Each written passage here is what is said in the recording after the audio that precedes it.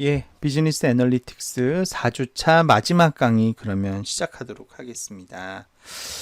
자, 앞에서 우리가 로지스틱 회계 분석에 이제 실제 응용을 해볼 데이터, 제 석사학위 논문 데이터 설명드리면서 이제 T 검정과 카이 제곱 검정을 통해서 먼저 그 PG01 구매 여부에 유의한 변수들을 1차적으로 추리는 것까지 했습니다. 자, 요 변수들을 대상으로 이제 본격적으로 로지스틱 분석을 시작하겠다 이렇게 말씀을 드렸죠. 자, SPSS 화면으로 넘어가 보겠습니다. 자, SPSS 화면에 이제 넘어가서 아까까지는 이제 계속 그 검정만 했는데 변수 채로 걸러내는 검정만 했는데 자, 본격적으로 분류 모형을 한번 만들어 보겠습니다. 자, 분석을 누르시고요. 분석을 누르시는데 원래 분류는 클래시피케이션은 여기 보시면 여기에 다 모여 있어요. 예, 분류 분석이라고 되어 있는 여기에 각종 분류에 관련된 것들. 제가 그 얘기도 했잖아요. 그 군집화도 사실상 분류랑 똑같다. 왜냐하면 여러 개를 집단으로 나누는 거니까. 그래서 SPSS의 분류 분석 밑에는 이렇게 군집 분석도 쭉 나오고, 그 다음에 뭐 의사결정 나오면 판별 분석, 최근적 이웃 이런 것들이 막 나오는데 지금 하려고 하는 로지스틱 회계 분석도 분류죠 원래는. 그런데 얘는 어디에 들어가 있냐면 회귀 모형이잖아요 기본적으로. 그래서 어디에 들어가 있냐, 회귀 분석 밑에 있어요. 회귀 분석. 회귀 분석 중에서 우리가 아까 일반 단순 회귀 분석할 때 뭘 썼어요? 예, 선형 요거 썼죠. 여러분들이 만약에 중회귀 분석을 쓴다고 해도 요 선형을 이용해서 하시면 될 겁니다. 그런데 지금 우리가 하려는 건 선형 회귀 분석이 아니라 무슨 회귀 분석?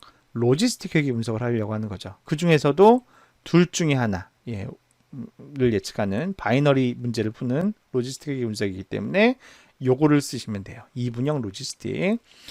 혹시 여러분들이 멀티 클래스로 클래시피케이션을 하는데 로지스틱으로 풀고 싶다라고 하면 요 밑에 있는 다항 로지스틱이라고 하는 좀 더 고차원적인 로지스틱이 있습니다. 그때는 이걸 쓰시는 거고요. 우리는 지금 요거를 쓰면 됩니다. 이분형 로지스틱 둘 중에 하나 예측하는. 클릭합니다. 자, 그러면 대화 상자가 이렇게 나오는데요. 자, 종속 변수, 예측의 대상이 되는 변수죠. 우리는 뭘 예측하고 싶어요?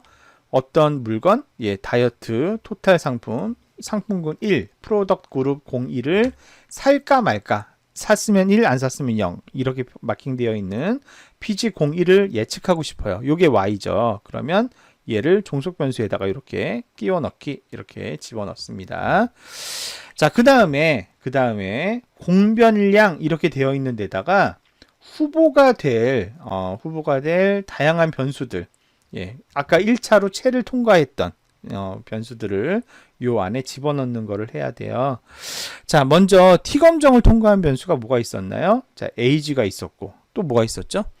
weight가 있었고. 그런데 지금 띄엄띄엄 선택해야 되잖아요. 이렇게 띄엄띄엄 선택을 하실 때는 Shift 버튼이 아니라 컨트롤 버튼을 누른 상태로 이렇게 누르시면 돼요. 하나씩. 자, age 삽입해야 되고, weight 클릭, 예, 삽입해야 되고, 그 다음에 obj, 요게 이제 통과했죠, 아까. 그 다음에 bmi 통과, 그 다음에 허리 사이즈, waist 통과, len mem은 통과 안 했고요. len per까지. 요렇게가 아까 t-테스트에서 95% 신뢰 수준하에서 PG01과 유의한 관계가 있던 변수들이었어요. 얘네들을 1차 후보로 몽땅 집어넣고요. 얘네들은 다 설명력이 있는 걸로 검증된 애들이니까 다 집어넣어요. 자, 그 다음에 카이 제곱 검정도 우리가 했었어요. 카이 제곱 검정을 통과한 변수들 체크해 보겠습니다. 자, add 0 통과했고요. add 1도 통과했습니다. 나머지 없고 OQ 0가 통과했고요. OQ2가 통과했습니다. 지금 컨트롤 버튼 누른 상태로 계속 고르고 있는 거예요. 자, 그 다음에 젠더도 통과했고 메리드도, 예, 유의한 것으로 나타났습니다. per0, per1도, 예, 유의한 변수였고요. 그 다음에 이제 빼고 싶은 부위 중에는 로스 4번, 그죠? 그 다음에 로스 5번, 그 다음에 로스 7번, 예, 요렇게가 유의한 변수로 나타났고요. 마지막으로 과거 다이어트 경험 여부 중에는 201번, 209번, 2010번 이렇게. 지금 제가 이제 컨트롤 버튼 눌러서 선택한 요 변수들이 뭘 통과한 변수예요? 예, 카이-제곱 검정을 통과한 95% 신뢰수준하에서 PG01과 유의한 관계가 있는 것으로 판명된 변수들이에요. 얘네들을 다시 추가로 이렇게 짠 끼워 넣습니다. 예, 그러면 지금 변수가 하나, 둘, 셋, 넷, 다섯, 예, 여섯, 일곱, 여덟, 아홉, 열, 예, 예, 열하나, 열둘, 열세, 열네, 열다, 열여, 열일곱, 열여덟, 열아홉, 스물. 예, 무려 20개의 변수가 1차를 통과해서 이렇게 후보가 있습니다. 자, 이 변수들을 몽땅 다 넣어서, 예, 묻지도 따지지도 말고 몽땅 전부 다 집어넣어서 로지스틱의 모형을 구축해봐라 라고 하는 게 여기 제일 앞에 나와 있는 입력이라고 하는 방법이에요. 입력. 예. 영어로 엔터인데요. 입력은 나한테 묻지도 따지도 말고 이거를 몽땅 다 집어넣어서 모형을 구축해, 이런 건데요. 자, 여러분 어떻게 생각하세요? 20개의 독립변수예요. 예, 변수가 적은 편이에요, 많은 편이에요? 네, 이거는 굉장히 많은 편이에요. 네. 그래서 저희가 이제 모형을 구축을 할 때 뭐 앞에서도 잠깐 말씀드렸지만 좋은 모형은 뭐냐? 적은 변수를 쓰고서도 우수한 예측 성과를 보이게 만드는 모형이 좋은 모형입니다. 그래서 모형은 간결한 게 좋은 거고요. 우리가 이제 영어로 parsimonious하다고 하죠. parsimonious 모형을 만드는 게 좋습니다. 그래서 SPSS의 이 로지스틱, 이분형 로지스틱에 특별한 옵션들이 제공이 돼요. 자, 특별한 옵션이 제공되는데 보시면 크게 입력이 있지만, 입력은 아까 제가 말씀드린 대로 묻지도 따지지도 않고 여기 입력하는 입력 변수를 몽땅 사용하는 게 입력이라고 했는데, 입력 말고 다른 옵션들이 두 가지가 있어요. 앞으로가 있고요. 예, 그 다음에 뒤로가 있습니다. 물론 콜론 다음에 조건도 있고 LR도 있고 월드도 있고 하지만 이거는 이제 앞으로를 할 때 어떻게 앞으로를 하나씩 할 거냐, 요거는 뒤로를 뭘 기준으로 뒤로를 할 거냐의 의미이지, 크게 보면 입력과 앞으로와 뒤로 이렇게 세 가지가 있는 겁니다. 자, 요 세 가지의 차이점은 이런 거예요. 입력은 제일 먼저 설명한 것처럼 묻지도 따지지도 않고 이 20개 변수를 다 쓰는 게 입력이고요. 앞으로는 뭐냐면 20개 중에 아무것도 안 넣은 걸로 시작해요. 아무것도 안 넣었다가 20개가 있으면 하나씩 다 넣어보는 겁니다. 하나씩 다 넣어봤더니, 예를 들면은 어떤 변수를 넣었을 때 가장 설명력이 확 좋아지는 변수가 있을 거 아니에요. 최상의 변수. 그랬을 때 그거를 하나 딱 끼워 넣어줘요. 예. 자, 그 다음에 그럼 이제 몇 개 남았습니까? 19개가 남았잖아요. 자, 두 번째 라운드에서 또 하나가 이미 들어가 있는 상태에서 두 번째 거를 하나씩 한 번씩 다 껴봐요. 그랬을 때 가장 모형의 성능이 또 확 좋아지는 놈이 있을 거 아니에요. 걔를 이제 두 번째로 딱 끼워 넣는 거예요. 다시 또 18개가 남아있겠죠? 18개를 또 하나하나 다 끼워 넣어봐서 가장 모형의 설명력이 좋아지는 애를 세 번째로 딱 끼고, 이거를 계속 끼우는데 언제까지 끼우냐? 어떤 애를 딱 넣었더니 아까 거보다 좋아져야 되는데 별반 좋아지지 않아요. 이제 거의 한계에 닿은 것 같아. 더 이상 내가 어떤 정해놓은 임계치 이상으로 좋아지지 않는다, 개선이 안 된다 그러면은 그 시점에서 변수를 추가하는 것을 중단시키는 거. 그게 앞으로 방식이에요. 앞으로 방식. 앞으로는 제로 베이스에서 독립 변수들을 하나하나 순서대로 끼워 넣어가면서 더 이상 설명력이 좋아지지 않을 때까지 계속 넣어서 최적의 변수들만 추리는 방식이 앞으로 접근법이에요. 반면 뒤로 접근법은 뭐냐면 방금 했던 얘기를 거꾸로 하는 거예요. 자, 뒤로 접근법은 어떻게 하냐? 20개를 몽땅 집어넣어요. 처음부터 20개를 몽땅 집어넣은 다음에 하나씩 빼보는 겁니다. 하나씩을 다 빼봤더니 가장 모형의 성능이 덜 감퇴되는 친구가 있을 거 아니에요. 20개 변수 중에 예를 들어서 18번째 걸 딱 뽑았더니 뭐 거의 모형의 설명력에 변동이 없었다. 그러면 걔를 1등으로 뽑아내는 겁니다. 자, 그 다음에 19개 남았죠. 19개 중에서 또 하나하나 빼보는 거예요. 그랬더니 이번엔 뭐 세 번째 걸 뽑았을 때 가장 안 아팠다. 세 번째 걸 뽑아요.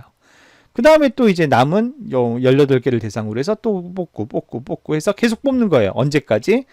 어떤 애를 딱 뽑았더니 갑자기 모형이 확 나빠지는 거죠. 그럼 이제 걔는 뽑으면 돼야 안 돼요? 안 된다는 얘기잖아요. 그때까지 뽑는 거예요. 그러니까 앞으로는 제로 베이스에서 하나하나 넣어보면서 더 이상 개선이 없을 때까지 넣는 방식이 앞으로인 거고요. 뒤로는 처음부터 몽땅 입력 변수들을 다 엔터 방식으로 넣은 다음에 가장 불필요한 변수부터 하나 둘 빼오다가 어떤 임계값 이상으로 모형이 크게 영향을 받을 때 그때 빼는 거를 중단하는 방식이 뒤로 방식이죠.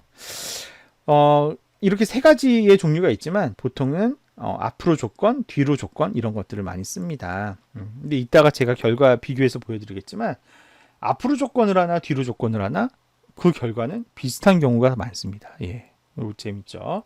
그러니까 남아있는 변수들을 보면 앞으로 하나하나 끼웠을 때 남는 변수들과 뒤로 하나하나 뺐을 때 남는 변수들이 대체로 그 구성이 큰 차이 없이 비슷한 특징이 있습니다. 이따 보여드릴게요.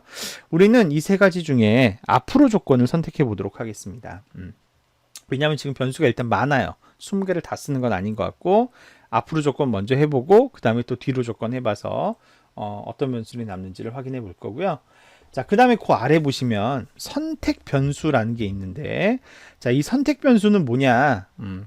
아까 제가 이 데이터에 맨 앞에 있는 변수 sign이라는 변수를 앞에 동영상에서 설명했는데 이 sign 변수는 어떤 의미의 변수라 그랬어요?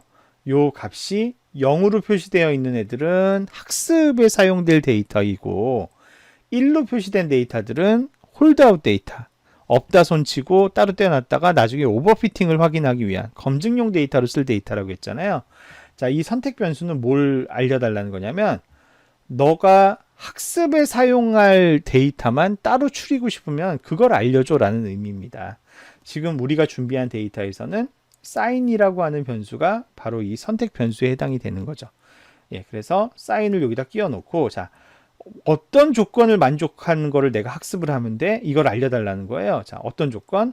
아까 0으로 표시된 게 학습용 데이터, 1로 표시된 게 검증용 데이터라 그랬잖아요.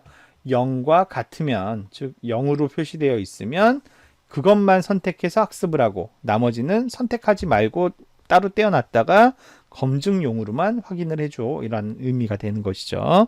그래서 이렇게 설정을 하고요. 예, 그게 이제 선택 변수의 의미가 됩니다.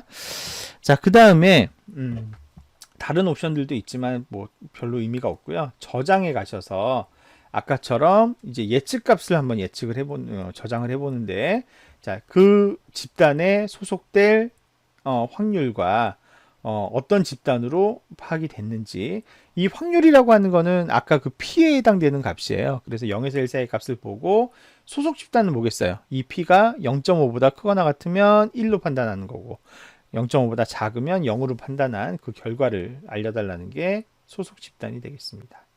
자, 계속 누르고요. 자, 그러면 지금부터 분석을 한번 시켜보도록 할게요. 자, 확인 누르면 이제 바로 실행이 됩니다. 확인 누르면 네, 결과 값이 나오게 됩니다. 자, 보시게 되면 전체 데이터가 588건이었는데요.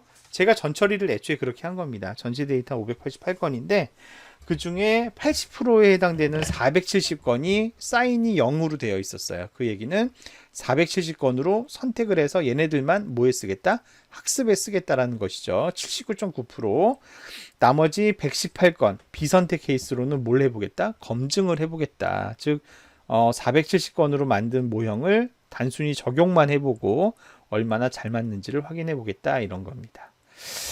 자, 그렇게 해서 봤더니 제가 데이터를 전처리할 때 분류 문제는 한쪽으로 클래스가 쏠리면 학습이 왜곡될 수 있기 때문에 어떻게 맞춘다 그랬어요? 0과 1이 각각 1대1의 비중이 되게끔 맞춘다고 했잖아요. 그래서 실제 관측된 값을 보면 예, 아까 470건 중에 235건은 0으로 그 다음에 235건은 1로 이렇게 마킹이 되어 있는 거고요. 아까 이제 선택되지 않은 118건의 케이스 중에서는 59건이 0으로 표시되어 있고 59건이 1로 표시되어 있어서 둘 다 몇 대면 1대1의 비중을 갖는 거죠. 그러니까 동전을 휙 던져서 이 문제를 예측한다고 하면 기본적으로 50%는 맞출 수 있는 거죠. 50%밖에 못 맞추는 그런 문제가 되는 거죠. 자, 그렇게 해서 이제 시작을 합니다. 우리는 무슨 방식? 전진 선택 방식을 했어요. 예, 그래서 매 단계마다 하나씩 변수를 끼워 넣었을 텐데, 자, 보십시오. 1단계, 2단계, 3단계, 4단계 해서 쭉 몇 단계까지 갔어요? 8단계까지 가더니 끝났어요. 이건 뭘 의미하는 걸까요? 자, 이 모형에는 총 몇 개의 변수가 활용되었다? 8개의 변수가 활용되었다는 거죠. 왜냐하면 전진 선택은 한 번 한 번씩, 그러니까 제로 베이스부터 하나하나 넣는 게 전진이라 그랬잖아요. 그게 8단계 진행됐다는 얘기는 변수가 8개 들어갔다는 얘기인 거죠. 자, 그렇게 해서 라이클리후드 추정하는 내용들이 나오고요. 자, 제일 처음에 1단계, 2단계, 3단계 예측 정확도가 나옵니다. 쭉 이제 발전되다가 마지막 8단계가 되면 학습용 데이터셋에 대해서는 75.3%를 정확하게, 0을 0으로 맞춘 게 176건, 1을 1로 정확하게 맞춘 게 178건. 그런데 실제로는 1인데 0으로 잘못 예측한 게 57건, 실제로는 0인데 1로 잘못 판단한 게 59건 해서 75.3%를 학습 데이터로 맞췄고요. 검증용 데이터에 대해서도 67.8%를 맞춘 게 마지막 모델입니다. 자, 이 모델을 구현을 하려면 우리가 개수를 알아야 되겠죠. 모형의 개수를 알아야 될 겁니다. 1단계, 2단계, 3단계 쭉 나오지만 제일 먼저 선택된 변수는 랜퍼였고요. 그 다음에 선택된 건 로스4였고, 그 다음에 선택된 거는 BMI고, 이렇게 쭉 가다 보면 맨 마지막 단계, 8번째 단계가 최종 도출된 모델이라고 볼 수가 있는 거고요. 요 앞에 있는 요 값들은 개수입니다. 개수. 이 개수라는 거는 뭐냐면, 자, 요거죠, 요거. 알파 플러스 베타 x 할 때 요 베타에 해당되는 것들이 지금 나와 있는 요 값들입니다. 요 값들. 그래서 우리가 이제 g를 어떻게 만드냐? g는 상수항 마이너스 1.640 빼기 9.291 곱하기 obj 더하기 6.809 곱하기 BMI 빼기 2.120 곱하기 len/n 뭐 이런 식으로 쭉 가서 점점점 0.820 곱하기 로스 7 이게 이제 G가 되는 거고요. 그 G를 그대로 사용하는 게 아니라 우리 어떻게 해야지 로지스틱 분석이 돼요? 그 G를 로지스틱 변환을 했을 때 0에서 1 사이 값이 나오죠. 그 0에서 1 사이로 변환하는 로지스틱 변환이 요거가 되는 거예요. 그죠? 1 플러스 2의 마이너스 G승분의 1 하면은 우리가 예측하고자 하는 예측값이 나오게 되는 거고요. 자, 그 다음에 여기 이제 뭐 베타값, 뭐 스탠다드 에러 쭉 나오는데 다른 거 말고 여기 EXPB라는 게 있네요. exponential B. B는 이거잖아요. 그죠? 개수 베타. exponential 베타 값이 여기 나와요. 자, 이거 혹시 뭐라고 했는지 기억나시는 분 계십니까? 여기 뭐였죠? 요게 아까 얘기했던 오즈 비율이었어요. 오즈 비율. 그죠? exponential 베타. 이거는 x가 아까 그 대응되는 x가 한 단위 늘어날 때마다 종속 변수가 발생할 확률이 그렇지 않을 확률 대비 몇 배 증가하는지를 나타내는 값이라고 얘기를 했습니다. 자, 그래서 우리 강의 노트에 있는 걸로 해석을 하자면 이런 거죠.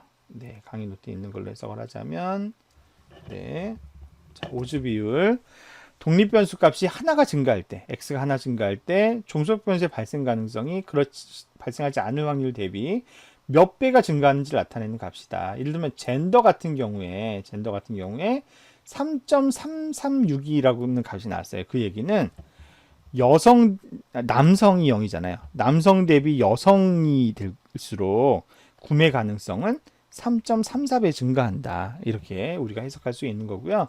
로스4는 얼굴 부위를 감량할지 말지의 여부인데 얼굴 부위를 감량하기를 원치 않는 사람 대비 얼굴 부위를 감량하고 싶어하는 사람들은 구매 가능성이 0.39배 한 배보다 작아진다는 얘기는 뭐예요?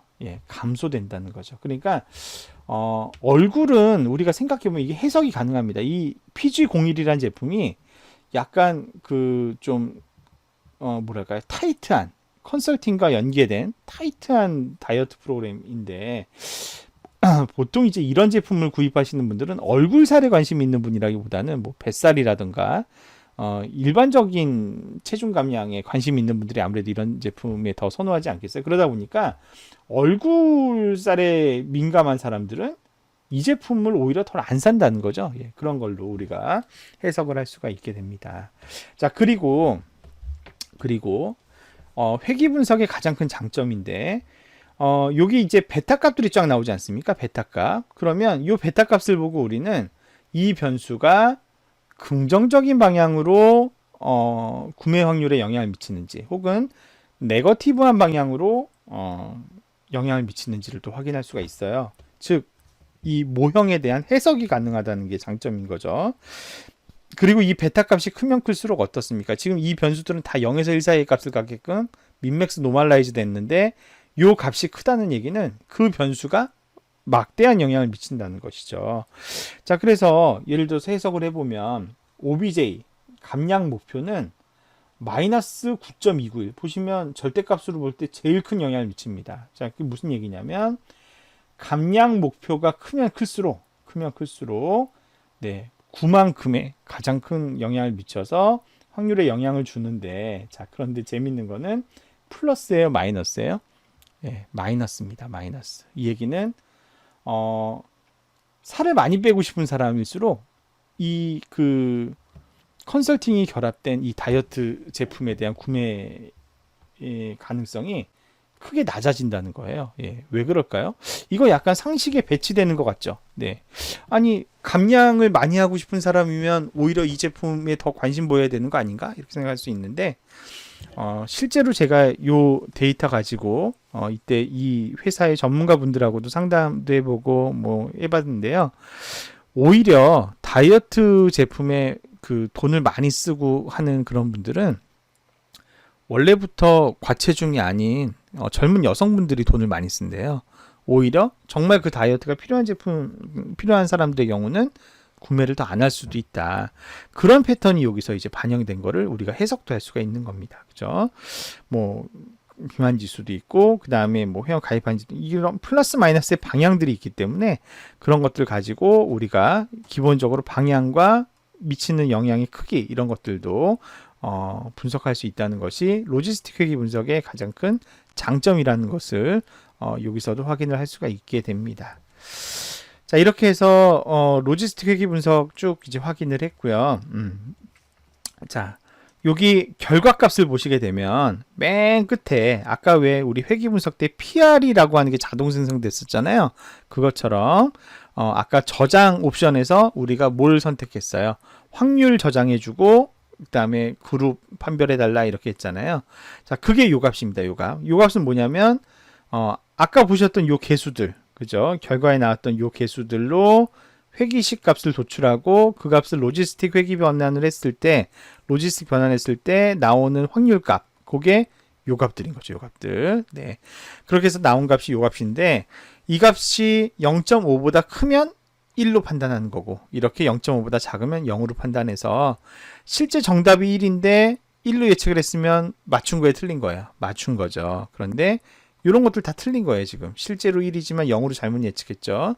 1이지만 0으로 잘못 예측한 거, 이런 것들은 틀렸더라. 이런 거 이제 결과값을 건 바이 건으로 누군 맞췄고 누군 틀렸고 어떻게 맞췄고 어떻게 틀렸고 이런 것들까지도 확인할 수 있는 것이 이 영역이 되겠습니다. 자, 이런 걸 이제 알 수가 있었고요. 아까는 우리가 회계 분석의 이분형 로지스틱을 할 때 앞으로 조건으로 했었잖아요. 자, 이번에는 거꾸로 뒤로 조건 한번 해보겠습니다. 뒤로 조건. 예, 확인 눌러보면, 자, 이제 결과값이 쭉 나왔습니다. 결과값이 쭉 나왔는데, 앞에 거랑 뭐 거의 비슷하니까 쭉 이제 보시게 되면, 얘는 쭉 결과값이 나왔는데, 몇 단계까지 나왔나 한번 볼까요? 10단계까지 나왔는데, 10단계. 아까 우리가 총 20개 변수를 사용했는데, 10단계가 나왔다. 그게 뭐예요? 예. 한 단계 한 단계씩 변수를 빼니까 10개를 빼먹다는 얘기죠. 그 얘기는 남은 변수가 몇 개 정도 남았다는 얘기예요. 10개 정도가 남았을 거라는 걸 알 수가 있죠. 자, 예측 결과를 보면 75.5, 69.5 그래서 뒤로 뺐을 때 오히려 약간 결과가 더 나은 것 같기도 하고 그런 결과입니다. 살짝 더 우수한 걸로 나와 있고요. 그 다음에 이제 남아있는 변수들. 그래서 얘는 보면은 1단계 때는 전부 다 남아 있고요. 2단계에서는 하나가 빠지고 3단계에서는 2개가 빠지고 이런 식으로 쭉 나가다가 마지막 10단계가 되면 이렇게 남아 있는데요. 자, 요 결과랑 아까 우리가 처음 앞으로 전진으로 이제 앞으로 조건으로 선택했던 거랑 비교를 해보시면 아까도 OBJ, BMI, 랜퍼 뭐 이런 것들이 남아 있었고요. 지금 역시 뭐 똑같이 젠더라든가 뭐 로스포라든가 이런 게 남아 있는 걸 보면 한두 개 변수가 더 추가되긴 했지만 거의 유사한 변수들이 앞으로 선택하나 뒤로 선택하나 남아 있는 것들이 비슷하다는 것을 우리가 확인할 수가 있게 됩니다. 예, 그래서 그런 의미에서 좀 의미가 있는 그런 결과인 걸 우리가 알 수가 있겠고요. 자, 그렇게 해서 이 로지스틱 회계 분석에서의 앞으로 선택이나 뒤로 선택 같은 이 선택 기능은 어디에 쓰이게 되냐면 우리가 이제 뒤에서 또 인공신경망 실습도 할 거고 뭐 무슨 사례 기반 추론도 실습할 거고 다른 것들도 막 실습을 하게 될 텐데 각 실험을 할 때마다 이렇게 왕창 변수를 집어넣게 되면 모형이 너무 복잡해지는 문제가 생길 수가 있죠. 그래서 보통 우리가 이제 10개 이내의 후보 변수를 추려놓은 상태에서 모형을 보통 구축을 하는데 기준이 없잖아요. 그 10개를 어떻게 추릴 거냐, 10개 미만의 변수를. 그럴 때 우리가 흔하게 이제 쉽게 사용할 수 있는 게 가장 기본적으로 로지스틱 회계 분석은 초반에 많이 분석을 하니까요. 이 로지스틱 회계 분석에 뭐 앞으로 선택, 뒤로 선택 이걸 가지고 변수를 한 단계 추리는 그런 작업을 많이 하게 됩니다. 그래서 우리 이제 앞으로의 이제 실험은 실습은 지금 방금 보셨던 로지스틱 회계 분석의 앞으로 선택으로 앞으로 조건으로 선택된 그런 변수들. 그래서 그것만 따로 정리해 놓은 데이터가 이 PMO 파이널이라는 데이터예요. 그래서 아까 이제 최종적으로 우리 앞으로 조건에서 남았던 변수들이 OBJ, BMI, 램퍼N, 그 다음에 에드1, 젠더, 퍼원, 로스4, 로스7이 PG01에 핵심 영향을 미치는 변수로 이제 로지스틱 회계 분석, 단계적 분석 결과 최종 선택된 변수들인데 얘네들을 가지고 앞으로 뭐 신경망이나 다른 변수들, 다른 모형들의 성과도 한번 만들어 보겠다 이렇게 안내 말씀을 드릴 수가 있는 거죠. 예, 그렇게 해서 로지스틱 회계 분석의 실습도 한번 쭉 살펴봤습니다. 예, 이 내용들, 예, 오즈비 이런 거 같이 포함해서 꼭 기억을 해두시면 좋겠고요. 자, 이어서 우리 통계에 기반한 분류 예측 기법 하나만 더 추가로 배우고 오늘 수업 마무리하도록 하겠습니다.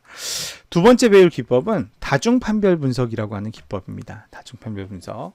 앞에 로지스틱 회계 분석은 기본적으로 회기식을 만든 다음에 그 회기식 자체를 로지스틱 변환해서 0 또는 1, 0에서 1 사이의 확률값을 산출하게끔 그렇게 설계된 기법이었다고 한다면 다중판별 분석은 역시 마찬가지로 회기식에 기반을 둡니다. 회기식에 기반을 두는데 원리가 조금 다르다라는 차이가 있어요. 판별 분석은 어떤 관측 대상이 어디에 소속되느냐, 어느 집단에 소속되느냐를 예측을 하는데 이거는 이제 어떤 원리로 구성이 되어 있냐면 여기도 마찬가지 회기식과 비슷한 G를 만들어요. G를 찾아요. 똑같죠. 가중치 곱하기 x1, 가중치 곱하기 x2 이런 식으로 해서 선형 결합을 통해서 선형식으로 되어 있는 회기식 같이 생긴 판별 점수식을 만드는데 요 점수의 분포에 따라서 그룹을 구분하는 원리로 구성이 되어 있어요. 그래서 이 판별 분석은 장점이 한 가지 있는데요. 아까 로지스틱 회계 분석은 0 또는 1 두 개의 집단만 나눌 수 있다고 했잖아요. 그런데 판별 분석은 3개 집단, 4개 집단, 5개 집단, 멀티 클래스도 다 나눌 수가 있어요. 왜냐하면 판별 점수의 구간을 보고 여기서부터 여기까지는 1집단, 여기서부터 여기까지 펼쳐지면 2집단, 여기서부터 여기까지 3집단 이런 식으로 나누면 되기 때문에 얘는 꼭 2개의 집단만 나눌 수 있진 않아요. 2개도 물론 나눌 수 있지만 3개 이상의 집단도 구분을 할 수가 있고요. 자, 이런 판별 분석의 목적은 기본적으로 이런 원리예요. A라는 집단, B라는 집단, C라는 집단이 있으면 그 집단별로 산출된 판별 점수의 평균이 통계적으로 유의한 차이가 나게끔 최대한 선형 결합을 하는 겁니다. 그렇게 해서 이 통계적 유의의 차이도 볼 수가 있고, 그 다음에 판별 함수를 이용을 해서 새로운 개체를 분류할 수도 있고, 그룹 간의 차이를 어떤 독립 변수가 x1, x2, XP 중에 어떤 변수가 가장 많이 설명해 주느냐 이런 것도 추가 검정을 통해서 찾아줄 수 있어요. 요거를 말로만 봐서는 이해가 잘 안 되잖아요. 요거를 약간 기하학적으로 설명을 드리자면 이런 거예요. 자, X1이라는 게 있고요. 그 다음에 X2라고 하는, 왜냐면 우리는 2차원보다 더 차원이 많아지면은 이거를 이 평면상의 그림으로 그리기가 어렵잖아요. 그래서 실제로는 뭐 3차원, 4차원 공간으로 우리가 이해를 하면 더 좋겠지만 일단 간단하게 두 개의 차원의 관점에서 본다고 합시다. 보면 자, 지금 A라고 하는 집단이 이렇게 분포되어 있는 거고요. B라는 집단이 이렇게 분포되어 있다고 해봅시다. 그러면 얘는 지금 X1과 X2의 분포가 A는 이렇게 분포되어 있는 애들이고 B는 이렇게 분포되어 있는데 여러분들이 딱 보기에 A와 B를 가장 잘 쪼개는 차원은 X1 차원이에요. X2 차원이에요. 일단은 X2보다는 X1이 훨씬 나아요. 그죠? 왜냐하면 X2는 이렇게 아무데나 쫙 잘랐을 때 이렇게 자르면 A도 있지만 B도 많고 여기 이렇게 잘랐을 때 여기도 절반은 A 절반은 B 이러니까 X2는 설명력이 좀 별로 없어요. 그런데 X1의 경우는 크게 보면 어떻습니까? X1 값이 작으면 작을수록 A에 가깝고 X1이 크면 클수록 B 집단에 속할 확률이 높아지잖아요. 예, 그래서 그런 이제 패턴을 볼 수가 있는데 가장 최적으로 A와 B를 잘 나누는 방법은 X1과 X2를 적절하게 결합을 해서 지금 이렇게 살짝 기울기가 있는, 살짝 기울어진 G라고 하는 새로운 축을 하나 만드는 겁니다. 이런 축은 지금 원래 있어요, 없어요? 없죠. 없는데 X1과 X2를 적당하게 선형 결합을 하면 이런 G라는 차원을 삐딱하게 만들 수가 있게 되는 거예요. 그러면 어떻습니까? 요 교집합 요 사이를 정확하게 관통을 딱 해서 요 값보다 작으면 몽땅 A로 판단하면 되고 요 값보다 크면 몽땅 B로 판단하면 물론 요만큼의 약간의 오차는 발생하지만 요 짙게 표시한 부분만큼의 오차는 발생하지만 그래도 X1으로 예측하거나 X2로 예측하는 것보다 훨씬 더 A와 B를 잘 쪼갤 수가 있는 거죠. 그래서 다중 판별 분석의 의미는 이 G를 만드는 게 핵심인 거예요. X1과 X2를 적절하게 가중 결합해서 이렇게 A는 A끼리, B는 B끼리 평균의 차이가 뚜렷하게 차이가 나게끔 이렇게 G라는 어떤 새로운 축을 찾아내는 것이 판별 분석의 핵심이에요. 예, 판별 분석의 핵심. 이 WI를 최적으로 찾는 것이 판별 분석의 핵심이라고 하는 것이죠. 우리는 계속 누누이 말씀드리지만 이거를 그러면 어떻게 찾겠다는 거예요? W를 이거를 자세하게 설명할 생각은 없어요.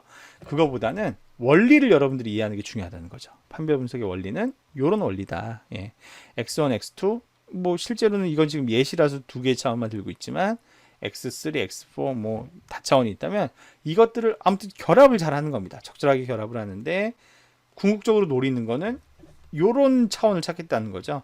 각 집단별 평균의 차이를 가장 벌려주는. 그래서 종합해서 점수가 요 점수 때면은 A 집단이네. 요 점수 때면 B 집단이네. 그 사이면 C 집단이 이렇게 집단 구분을 가장 잘할 수 있게끔 해주는 그런 판별 점수식을 함수식을 찾도록 하게끔 하는 것이 다중 판별 분석의 원리가 되겠습니다. 자, 그러면 원리 설명은 이 정도까지 하고요. 마찬가지로 SPS 실습을 지금부터 시작해 보도록 하겠습니다. 자, 여기 화면 보시게 되면 자, 원래는 우리가 지금 이 파일을 가지고 실습을 쭉 진행해 오고 있었죠. pmo.org.sav를 가지고 진행을 했는데 자, 여기서 이제 우리가 판별 분석을 하게 되면 아까 우리 처음 로지스틱 회귀 분석 때 했던 것처럼 그 카이 제곱 검정과 독립표본 T 검정을 통과한 그 후보 변수들을 또 일일이 다시 이제 선택을 해줘야 되는 불편함이 있습니다. 그래서 제가 조금 속도를 빨리 진행하기 위해서 이번에는 그렇게 안 하고 사전에 이미 다 이제 선택을 미리 해놓은 정리한 파일을 쓰도록 하겠습니다. pmo_selected.sav 파일이고요. 자, 이걸 가지고 판별 분석을 수행을 할 텐데 아까 우리 로지스틱 회귀 분석은 어떻게 수행했죠? 예, 분석에 가서 여기 보시면 회귀 분석에 가서 이분형 로지스틱을 해가지고 이제 로지스틱 분석을 수행을 했습니다. 하지만 이제 판별 분석은 여기서 수행하지 않고요. 여기 아래에 보시면 분류 분석이라고 있습니다. 분류 분석에 가셔서 여기 아래쪽에 보시면 판별 분석이라고 있죠. 예, 요 판별 분석을 클릭해서 분석을 수행할 수 있습니다. 자, 집단 변수. 집단 변수라 함은 종속 변수를 말합니다. 자, 우리가 예측하고자 하는 거는 상품군 1을 구매할지 말지를 나타내는 요 PG01이라는 변수입니다. 여기 삽입을 하고요. 자, 이 판별 분석은 앞에서 우리가 실습했던 2분형 로지스틱 분석과 달리 2분형 로지스틱은 0 또는 1 둘 중에 하나 그 클래스를 판별하는 용도로 사용을 한다고 했잖아요. 그런데 판별 분석은 사실은 바이너리 클래시피케이션에만 쓸 수 있는 게 아니라 뭐 0에서 뭐 3까지, 뭐 1에서 뭐 5까지 5개 집단 뭐 이런 식으로 집단의 범위를 더 다양하게 우리가 지정을 할 수가 있습니다. 그래서 이 그 범위를 내가 알려주면 딱 그 범위까지만 참조해서 분석이 수행되는 원리로 되어 있어요. 그래서 우리 지금 PG01은 0 또는 1, 그러니까 최소값이 0이고 최대값이 1인 그런 이제 집단으로 분류되어 있는 상태인데 그 값을 우리가 이 버튼을 눌러서 지정을 해줘야만 분석이 이루어집니다. 그래서 범위 지정 누르시고 자, 최소값은 0이고 최대값은 1이다 이렇게 입력을 해주겠습니다. 자, 그런 다음에 이제 독립변수 집어넣어야 되는데요. 독립변수는 어떻게 집어넣는다? 예, 이게 지금 다 선택이 된 변수들이죠. 지금 보시면 T검정을 통과한 여기 6개의 변수 그리고 예, 그 카이제곱 검정을 통과한 이 변수들 예, add 0부터 시작해서 예, E10까지 이 변수들을 이제 몽땅 독립변수로 넣어주는데요. 근데 이제 이 변수들을 몽땅 써서 우리가 판별 분석 모델을 물론 만들 수도 있겠습니다만 이 경우 이제 모형이 좀 간명해지지 못하고 좀 예, 오히려 문제가 될 수 있죠. 그래서 이 중에서 변수를 더 줄여서 쓰는 것이 바람직한데 그래서 이제 우리가 로지스틱 회계 분석에서는 앞으로 선택 혹은 뒤로 선택 이런 것들 했잖아요. 하지만 이제 우리 그 판별 분석에서는 단계 선택법이라는 옵션을 통해서 변수의 개수를 줄일 수 있는데 요 단계 선택법은 이렇게 뭐 앞으로나 뒤로의 방향이 있지 않고요. 매 턴마다 매 단계마다 새로운 변수를 추가할 수도 있고 아니면 포함된 변수를 뺄 수도 있고 요걸 이제 어떤 정해진 기준이 도달할 때까지 계속 반복해서 수행하는 그런 원리로 변수를 선택하는 예, 그런 원리가 되어 있습니다. 그래서 이제 요걸 선택해서 변수의 개수를 좀 줄이는 방향으로 그렇게 진행을 해 보겠습니다. 자, 그리고 이제 하나의 변수가 남았는데 이제 사인 변수가 있죠. 이 사인 변수는 여기 선택 변수라고 해서 요 선택 변수의 값이 0으로 돼 있는 경우, 즉 이제 사인 변수의 값이 0으로 일치되는 경우에는 요걸 이제 선택해서 요 샘플로만 학습을 하고요. 0이 아닌 경우, 지금 1로 표시되어 있는데 1로 표시된 데이터로는 뭘 한다? 예, 검증을 해라 이거죠. 예, 홀드아웃 샘플로 사용을 해라 이런 의미가 되겠습니다. 자, 그리고 나서 여러분 이제 강의 노트를 좀 보시게 되면 다른 옵션은 특별히 건드릴 게 없는데 여기 분류와 저장 이 옵션은 좀 예, 특별히 옵션을 좀 체크해 줬으면 좋겠다라고 이제 말씀드렸어요. 자, 그게 이제 어떤 옵션이냐면 자, 분류 클릭해 보시면 여기에 요약표라고 하는 게 체크가 안 되어 있습니다. 근데 요걸 체크하지 않으면 나중에 모형을 다 돌렸을 때 그래서 이제 각 집단을 각 데이터셋에 대해서 얼마나 정확하게 맞췄는지에 대한 예측 정확도를 확인할 수가 없어요. 그래서 그걸 확인하시기 위해서는 요약표를 반드시 체크하시길 바라고요.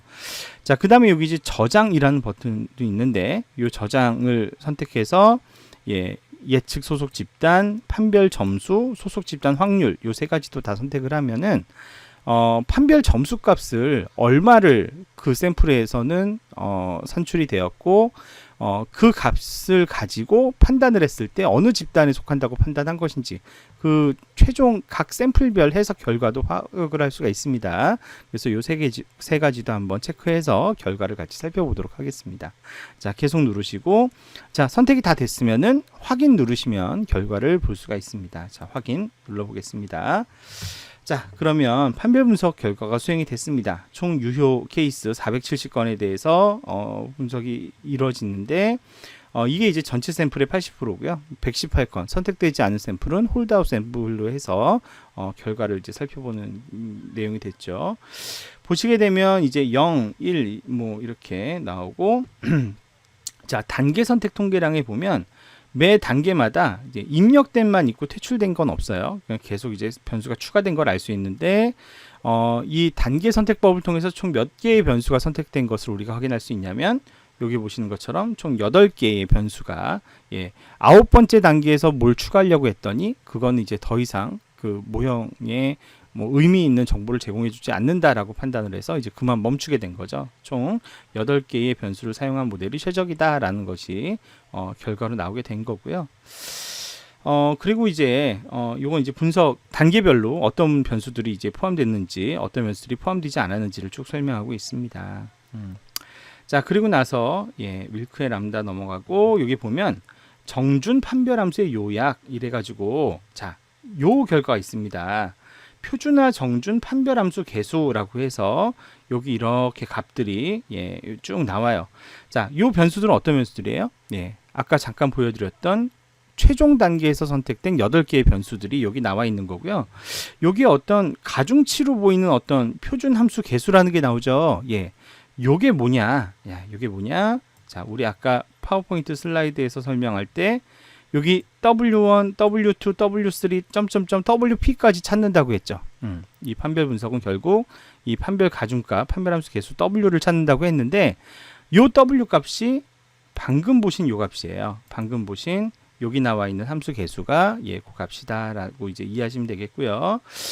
그 아래에 보시면 또 이제 재밌는 값이 나오는데 각 함수의 집단 중심값이라는 게 나옵니다. 자, 우리 상품군 1을 산 사람의 경우에는 이 함수라면 판별함수죠. 판별함수의 중심값이 마이너스 0.596이 되는 거고요. 아까 그 개수를 넣었을 때. 그 다음에 상품군 1이 0인 경우, 즉 구매하지 않는 사람일 경우엔 플러스 0.596을 갖는다. 그러니까 요건 뭘 의미하느냐? 자, 아까 우리 이렇게 기하학적인 의미를 해석하는 거 잠깐 설명드렸었는데 지금 이거 같은 경우에는 y가 0인 집단, 즉 구매를 안 한 집단이 여기에 해당되는 거예요. 플러스 쪽에 해당이 되는 거고 y가 1인 집단이 마이너스 0.557 얼마였죠 아까? 거기에 해당되는 596에 해당되는 그런 케이스가 되는 거예요. 그러니까 판별함수의 값을 이따 하나하나 우리가 살펴볼 텐데 그 값이 작으면 작을수록 그 사람은 상품군 1을 구매했을 확률이 높아지는 거고요. 요 값이 크면 클수록 안 샀을 확률이 높아지는 그런 구조인 거죠. 요게 딱 대칭값이니까 0을 기준으로 해서 0보다 큰지 작은지를 가지고 우리가 판단할 수 있는 거가 되겠고요. 자, 그렇게 이제 결과가 쭉 나와 있고, 자, 그래서 얼마나 정확하게 맞췄냐? 이거는 아까 우리가 이제 옵션으로 요약표를 생성하게 했죠. 그 요약표 생성 결과에 따라서 0을 0으로 얼마나 맞췄고 1을 1로 얼마나 맞췄는지를 쭉 정리해 봤더니 선택된 케이스, 즉 학습용 샘플에 대해서는 75.3%를, 그 다음에 검증용 샘플에 대해서는 68.6%를 정확하게 분류했다라는 것을 여기서 이제 확인할 수가 있습니다. 자, 우리가 아까 저장이라는 옵션을 넣어서요.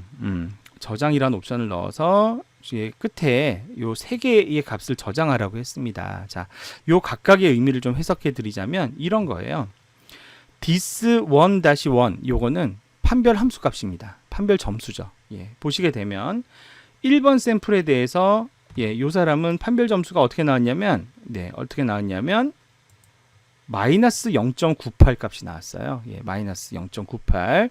그러면 아까 제가 잠깐 설명드렸죠. 판별 함수의 의미 설명드리면서 지금 요 케이스의 경우에는 판별 점수가 마이너스일수록, 작은 값이면 작은 값일수록 뚜렷하게 이 사람은 상품군 1을 구매한 사람으로 분류하는 거라고 했잖아요. 그죠? 그래서 여기 this 1-2가 있고 2-2가 있는데 1-2는 뭐냐면 요렇게 판별함수 값이 나왔을 때 PG01이 0일 확률, 그리고 요거는 1일 확률을 의미해요. 그래서 두 확률을 더하면 뭐가 돼요? 1이 되죠. 100%가 되는 거예요. 그래서 지금 요 마이너스 0.987의 의미는 뭐다? 이 사람이 물건을 샀을 확률이 76.4%다. 이렇게 이제 해석을 할 수가 있는 거죠. 0.764만큼 1일 확률에 해당된다고 이제 알려준 거니까요. 근데 이 사람 실제로 샀어요, 안 샀어요? 실제로 산 사람이니까 요거 이제 어떤 거예요? 맞춘 거죠. 판별 분석의 결과 정확하게 맞춘 샘플이라는 거 알 수 있고요. 자, 두 번째 샘플을 보면 두 번째 샘플은 마이너스 값이 더 커졌죠. 더 커졌다는 얘기는 더 확실하게 상품군 1을 샀을 거라고 판단할 수 있는 상황이 되는 거고, 그렇기 때문에 보시면은 그 1일 집단의 확률이 조금 더 소폭 상승했음을 알 수가 있습니다. 역시나 이 사람도 실제로 상품군 1을 구매한 사람이기 때문에 이건 이제 맞춘 게 되겠고요. 이런 식으로 결과가 쭉 다 나오게 됩니다. 그래서 제가 아까 요거 설명 안 했는데 dis-1은 요 판별 점수로 볼 때, 그리고 요 두 집단별 확률로 볼 때 이 고객은 어느 집단으로 분류했는지, 그래서 첫 번째 사람도 1, 두 번째 사람도 1 했는데 이제 가끔씩 틀린 것도 나오죠. 이렇게 했을 때 최종 예측 결과가 아까 얼마가 나왔다고요? 아래에 나왔듯이 학습용 샘플에 대해서는 75.3%, 검증용 샘플에 대해서는 68.6%가 나왔다 라고 결과가 나온 것을 우리가 확인할 수가 있는 것이죠. 그렇게 해서 저희가 적용 결과를 해서 이제 결과를 뽑는 것까지 SPSS 실습까지 이렇게 살펴봤습니다. 자, 그래서 오늘은 이렇게 통계에 기반한 모델들 쭉 소개를 해드렸는데요. 이렇게 통계에 기반한 모델들은 장점이 있습니다. 장점이 각 개수가 얼마가 나왔는지, 크기가 얼마인지, 방향은 얼마인지 이런 것들을 다 내가 투명하게 볼 수가 있잖아요. 그런 점이 장점이고, 그리고 방금 실행되는 속도 보셨겠지만 거의 그냥 확인만 누르면 바로 결과 뜨잖아요. 연산량이 굉장히 적고 편리하다는 점도 장점입니다. 그리고 모형을 이렇게 parsimonious-하게 소수의 변수로 이렇게 통계 모델을 구축을 하면은 우리가 모형의 안정성이라고 표현하는데, 안정성이 높은 모델을 얻을 수가 있어요. 안정성이 높다는 말은 유효 기간이 길다는 거예요. 한번 모형을 구축해 놓고 그 모형을 오래 쓰더라도 뭐 예측 정확도가 급격히 하락하거나 이런 문제가 상대적으로 좀 덜하다는 그런 특징 때문에 통계 모델에 대한 신뢰도는 높은 편입니다. 하지만 이제 단점은 회귀 분석 때부터 계속 얘기했지만 모든 통계 분석, 통계에 기반한 아까 뭐 로지스틱 회귀 분석도 그렇지만 이 다중판별 분석도 첫 출발은 회귀식이잖아요. 로지스틱 회귀 분석은 회귀식을 로지스틱 변환하는 구조로 되어 있고, 다중판별 분석은 판별식 자체가 이제 회귀식 모형으로 되어 있는데, 이게 다 뭘 관계를 가정하냐면 x와 y 사이의 관계를 선형 관계를 가정해요. 그죠? 그래서 x가 한 단위 증가할 때마다 y는 꾸준하게 w 원 단위씩 혹은 뭐 베타만큼씩만 증가하게끔.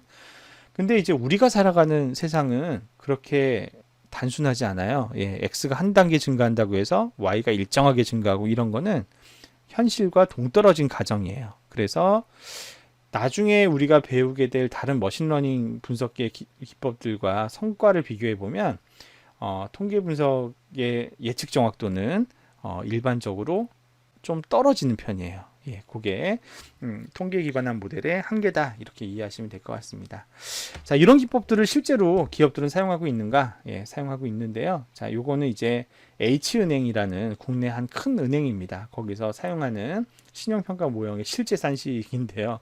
제가 이거를 이렇게 과감하게 오픈하는 이유는 이게 이제 90년대 말 2000년대 초반에 그 은행에서 썼던 모델이라서 지금은 전혀 다른 모델을 쓰고 있을 겁니다. 그래서 이제 공개를 하는 건데, 보시면 이 로지스틱 모형을 실제로 구축해서 썼어요. 그래서 각 모형별로 로지 산식이 나와 있는데, 재밌는 거는 신용평가를 할 때, 즉 그 기업이 부도가 날까 안 날까 이 가능성을 예측을 할 때 업종에 따라서 모델이 다르다는 겁니다. 보시는 것처럼 중공업, 경공업, 도소매업, 건설업에 따라서 사용하는 변수도 조금씩 다르고요. 여기 이제 뭐 대외비이기 때문에 변수에 대한 설명은